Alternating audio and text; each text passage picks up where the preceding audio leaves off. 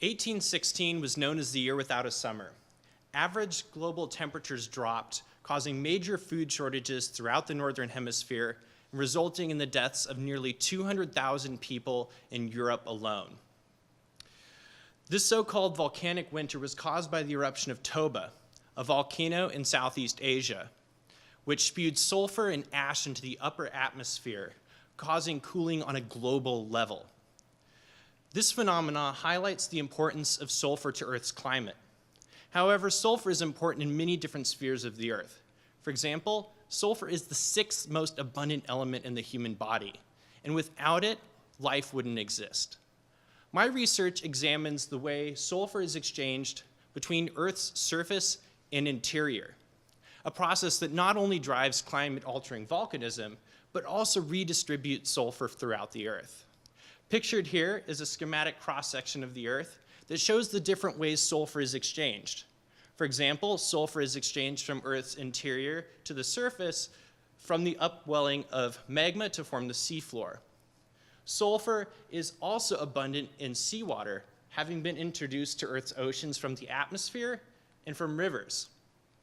The missing link in this cycle of sulfur exchange throughout the Earth is what happens to sulfur once it's in the seafloor, because the seafloor eventually becomes unstable and sinks back into the Earth in a process known as subduction.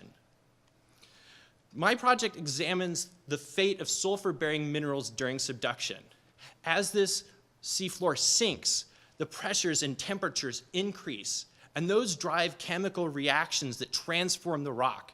For example, many minerals contain water, and that water is driven off as those minerals break down. And as that water is driven off, it percolates upwards and generates melting and causes volcanism in the overlying continent. The question is whether sulfur is dissolved at this point and then can be transferred in that water, which takes it as a vehicle, puts it into this volcanic system where it can be released in volcanic emissions, like the eruption of Toba.